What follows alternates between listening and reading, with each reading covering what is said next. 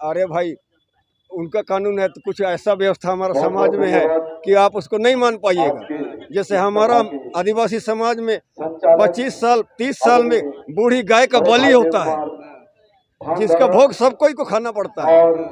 भले आप बीच में नहीं खाते हो, लेकिन ये बलि का आपको खाना होगा।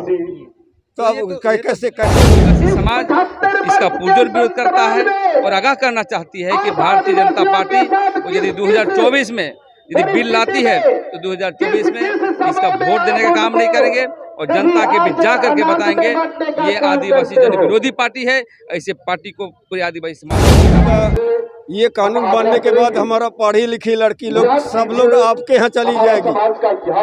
क्या दूसरे समाज में समान नागरिक संहिता लाएगा तो आदिवासी समाज कतई बर्दाश्त नहीं करेगी, क्योंकि हम इस देश में 14 से 15 करोड़ हैं और 781 जनजाति हैं।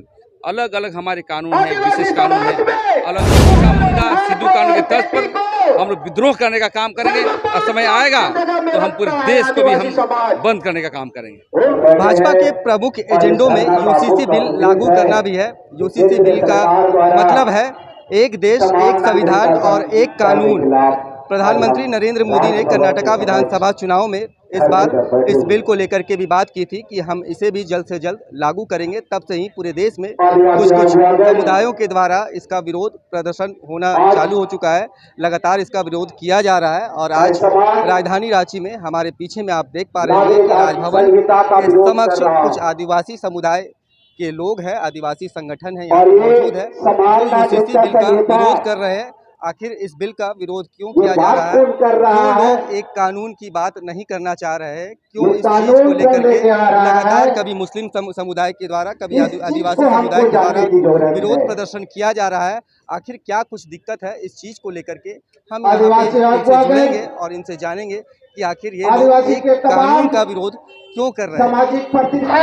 हमारे साथ में प्रेम शाही मुंडा जी उनसे बात करेंगे। प्रेम जी, आखिर क्यों इस बिल का विरोध किया जा रहा है? एक देश है, एक कानून है, तो आप लोगों को क्या आपत्ति है आखिर इस चीज को लेकर? इस भारत के प्रथम नागरिक को यूसीसी का हम लोग इसलिए विरोध कर रहे हैं, इसमें से आदिवासियों का जो दिए गए संवैधानिक अधिकार है, 5वीं अनुसूची है, 6वीं अनुसूची है, समता जजमेंट है, प्राइवेट सप्लान है और संविधान के अनुच्छेद 244A(b) का भी हनन होगा। उसके साथ ही झारखंड में CNT एक्ट, SPT एक्ट, आबादी भूमि हरी जमीन, पहनई जमीन, जलपेश की जमीन, खुदकटी जमीन आदि पर प्रभाव पड़ेगा। इसलिए आदिवासी समाज इसका पुरजोर विरोध करता है और आगाह करना चाहती है कि भारतीय जनता पार्टी यदि 2024 में यदि बिल लाती है तो 2024 में इसका वोट देने का काम नहीं करेंगे और जनता के बीच जा करके बताएंगे ये आदिवासी जन विरोधी पार्टी है। ऐसे पार्टी को पूरे आदिवासी समाज बहिष्कार करने का काम करेगा। मोदी जी के 3 प्रमुख एजेंडे थे। धारा 370 को हटाना, अयोध्या में राम मंदिर का निर्माण करना और अब ये बात कर रहे हैं कर्नाटका विधानसभा चुनाव के दौरान उन्होंने कहा था कि अब हम इस बिल को ला करके रहेंगे। तो क्या कुछ देखते हैं ऐसा, आखिर वो क्यों कर रहे हैं? क्योंकि मुस्लिम समुदाय के लोग भी इस चीज़ का विरोध लगातार कर रहे हैं, सिख समुदाय के लोग भी कर रहे हैं, मतलब अल्पसंख्यक जो है वो कर रहे हैं। देखिए, भारतीय जनता पार्टी का पार्टी एजेंडा में था राम मंदिर बनाना, 370 धारा, लेकिन समान नागरिक संहिता लाएगा तो आदिवासी समाज कतई बर्दाश्त नहीं करेगी, क्योंकि हम इस देश में 14 से 15 करोड़ हैं और 781 जनजाति हैं। अलग अलग हमारे कानून है, विशेष कानून है, अलग विविधता है, अलग हम लोग वाहन पुरोहित से पूजा करते हैं, हमारी धर्म संस्कृति अलग है, लेकिन वो आपने बना लिया। लेकिन अभी सामान्य कानून लाते हैं, यूजीसी लाते हैं, ये मत समझिए कि हम लोग पीछे हटने वाले हैं। हम लोग बिरसा मुंडा सिद्धू कानून के तर्ज पर हम लोग विद्रोह करने का काम करेंगे और समय आएगा तो हम पूरे देश को भी हम बंद करने का काम करेंगे। केंद्र में आदिवासी जो है वह राष्ट्रपति बन के बैठी हुई है। सर्वे सर्वा जो है देश के प्रथम नागरिक राष्ट्रपति द्रौपदी मुर्मू जी है। आप लोगों को उनसे कुछ आस नहीं रहता है कि वो कुछ इन सभी चीज़ों में हस्तक्षेप करेंगी? नहीं, देखिए, आदिवासी को राज्यपाल को बनाया गया है, महामहिम राष्ट्रपति को, वो नाम मात्र का जो साइन करने के लिए बनाया गया है, क्योंकि किसी को प्रधानमंत्री बना देना, किसी को राष्ट्रपति बना देना वो उद्देश्य नहीं है। उद्देश्य होना चाहिए एक कानून का विरोध आखिर क्यों कर रहे हैं आप लोग? ये समान नागरिक संहिता का विरोध अभी इसलिए किया जा रहा है कि हम आप लोगों के बराबरी हम नहीं हुए हैं। आदिवासी आप लोग का पंक्ति में अगर गिनती के तो हम लोग बराबर करने से 50% के असर 13% आपका बराबरी नहीं किए हैं, तो कैसे सम्मान लगे? अगर मान लीजिए कि एक आदिवासी हो, एक मुस्लिम हो, एक हिंदू हो, सब अगर सभी के लिए एक कानून हो तो आपको क्या परेशानी है? मोदी जी तो ठीक ही कर रहे हैं ना। अरे भाई, उनका कानून है तो कुछ ऐसा व्यवस्था हमारा समाज में है कि आप उसको नहीं मान पाइएगा। जैसे हमारा आदिवासी समाज में 25 साल 30 साल में बूढ़ी गाय का बलि होता है, जिसका भोग सबको ही को खाना पड़ता है। भले आप बीच में नहीं खाते हो, लेकिन ये बलि का आपको खाना होगा। तो अब कैसे कैसे ये तो बैन है सभी के लिए है, ये तो अल्पसंख्यकों के लिए भी बैन है। हाँ बैन है। हाँ, ये तो कानून है, ये संविधान में है। तो ये तो पूजा फंक्शन के हम करते हैं, तो कैसे उससे हम मिलेंगे? कैसे वो मानेगा हमको? आप लोगों के धार्मिक रीति रिवाजों में भी ये बाधा आएगी क्या? एकदम मुकदमा हुआ, बीते साल में मुकदमा हुआ खुटी में। कानून के हिसाब से एक लड़की का विवाह 18 साल में होगा, और इस तरह की अगर कानून बनते हैं तो आपको क्या दिक्कत है? अगर बाल विवाह वगैरह समाप्त होगा तो क्या परेशानी है? इस कानून का ये कानून बनने के बाद हमारा पढ़ी लिखी लड़की लोग सब लोग आपके यहाँ चली जाएगी। क्या दूसरे समाज में एकदम निश्चित चले जाएगी। तो ये तो फिर आप लोगों के हमारा कंट्रोल से निकल जाएगी। आपके कंट्रोल से निकल जाएगी। आप लोगों को भरोसा नहीं है? नहीं। एक कानून बन जाए तो आप आदिवासी समाज को क्या कुछ दिक्कत हो रहा है? क्यों विरोध कर रहे हैं आप लोग? देखिए, जहाँ तक एक समान कानून की बात हो रही है तो हर किसी पे एक समान कानून थोपना गलत बात है। एक समान कानून का समर्थन हम लोग तभी करेंगे जब सभी को आप एक समान बनाइएगा। और एक समान कैसे होगी?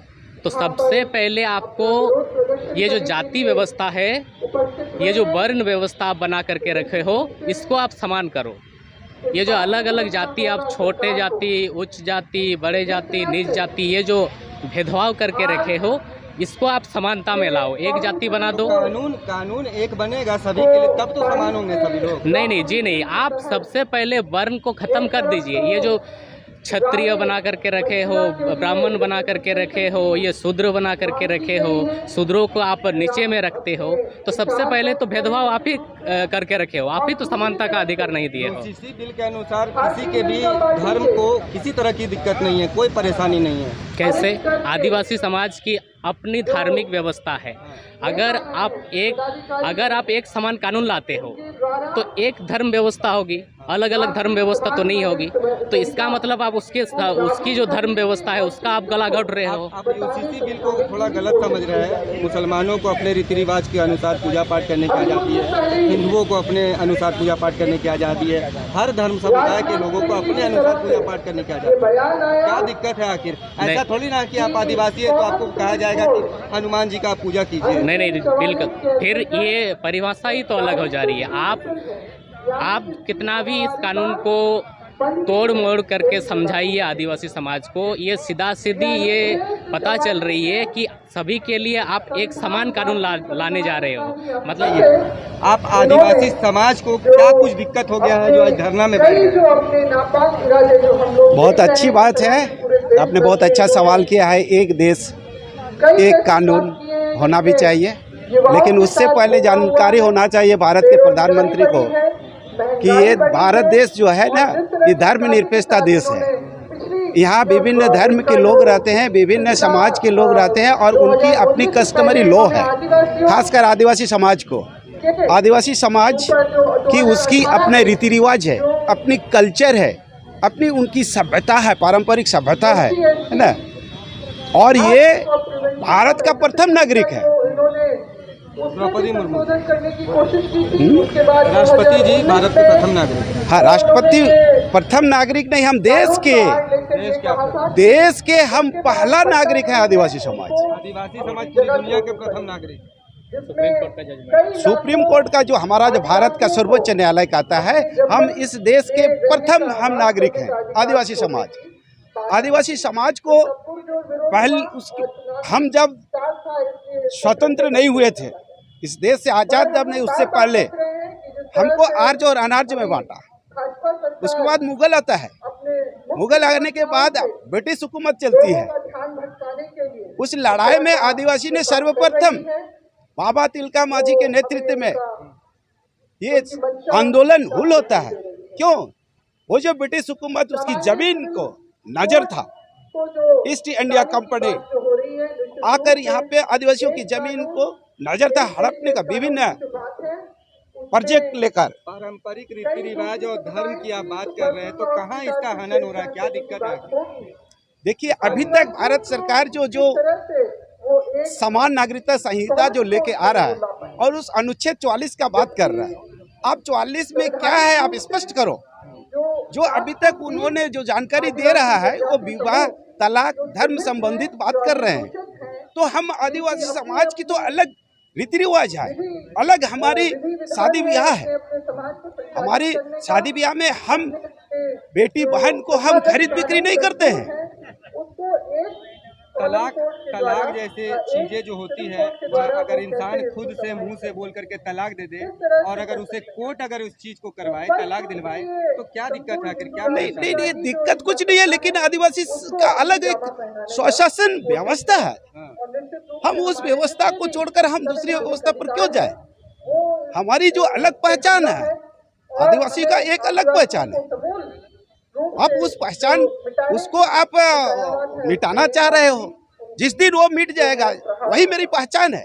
संविधान ने भारत के सभी नागरिकों को समान कहा है, एक कहा है, तो फिर इसीलिए तो कानून ला रहे हैं कि जब संविधान ने इस चीज को कहा है कि सभी एक है, तो फिर बिल लाने में क्या?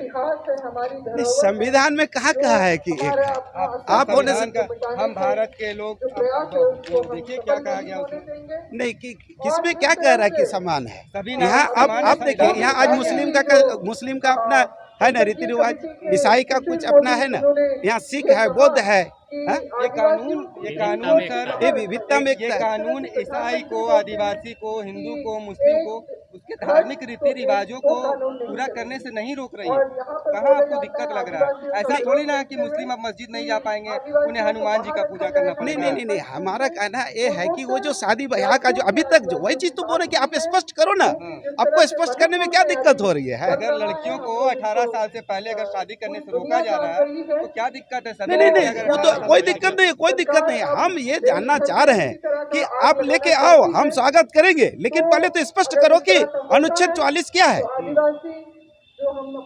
आप जो अभी 14 जुलाई तक आप जो नहीं हुआ है और आप लोग विरोध कर रहे हैं, विरोध तो क्यों नहीं करेंगे?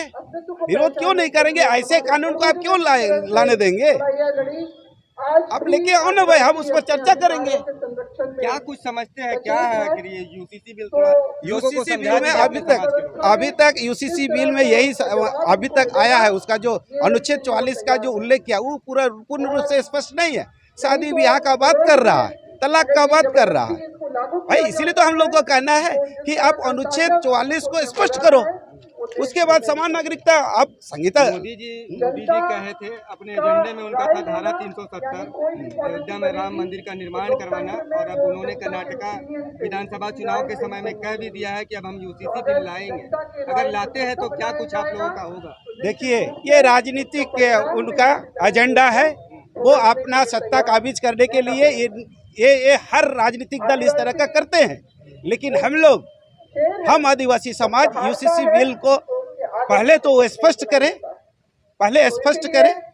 उसके बाद उसको हम लोग जवाब देंगे। अगर हमारा खिलाफ, हमारा रीति रिवाज के खिलाफ, हमारा पूंजी जो जमीन के खिलाफ, ये जो CNTSP एक्ट है, 5th शेड्यूल एरिया है ना, ये वन अधिनियम जो है ना, तो इसके साथ अगर छेड़छाड़ होता है तो हम बिल्कुल इस पर हम कतई इसको बर्दाश्त नहीं करेंगे। आदिवासी समाज जिस प्रकार से हमेशा जब हम आदिवासियों की जमीन को हड़पने का कोशिश किया गया है, जब हमारे संवैधानिक अधिकार जो जैसे कि 5th शेड्यूल एरिया, 6वीं अनुसूचित क्षेत्र, आपका वन अधिनियम 2006, इनको भारतीय जनता पार्टी, खासकर भारतीय जनता पार्टी इस संवैधानिक कानून को कमजोर करने का प्रयास किया।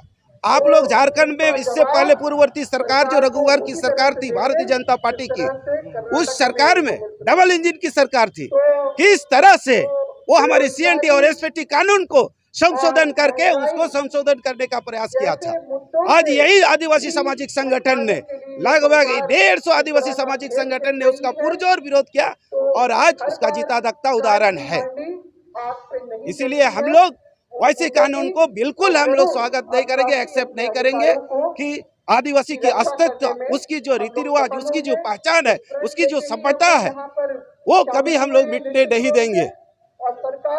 जहाँ तक आदिवासी का विकास की बात करता है, विकास की बात अब 75 साल हो गया, आज भी आदिवासी गांव चले जाओ, विभिन्न तरह के चाहे आपका केंद्र सरकार हो चाहे राज्य सरकार द्वारा आदिवासियों के नाम पर विभिन्न योजना लाभकारी लेके आता है। क्या वो आज तक धरातल पर आया है? आप आओ आदिवासी गांव में आओ, आज भी वो गांव की रास्ता मुख्य सड़क से जोड़ा नहीं है। आज भी वहाँ की शिक्षा व्यवस्था को देखिए, जिस गांव में आदिवासी बच्चे पढ़ रहे हैं वहाँ पे आपका शिक्षक नहीं है। ये दुर्भाग्य है। ये राज्य सरकार और केंद्र सरकार का ये जो नीति, ये जो इनकी सोच है, ये दुर्भाग्य है। सबसे पहले आप जब तक विकास, तभी आपका परिकल्पना संकल्प सफल हो सकता है जब तक आप शिक्षा व्यवस्था को नहीं सुधारेंगे। शिक्षा के बिना आप विकास की बात कल्पना कर ही नहीं सकते। तो आज पहले आप शिक्षा दो ना, आदिवासी को शिक्षा दो, उसकी स्वास्थ्य लाभ दो। वो जो एग्रीकल्चर है, वो किसान है, किसान भी है, मजदूर भी है। आप उसको, किसान को आप उसको पानी दो ना। पानी के लिए, सिंचाई के लिए क्या आपने अभी तक कानून बनाया? सबके लिए समान कानून बनाएंगे तभी तो आदिवासियों को भी अपना हक अधिकार मिलेगा ना। आज आप बात कर रहे हैं आपको शिक्षा नहीं मिला, आपको सड़क नहीं मिला, आपको रोजगार नहीं मिल रहा, कुछ नहीं मिल रहा, तो कानून बनाएंगे तब तो आप भी आवाज उठा पाएंगे सबके लिए समान कानून।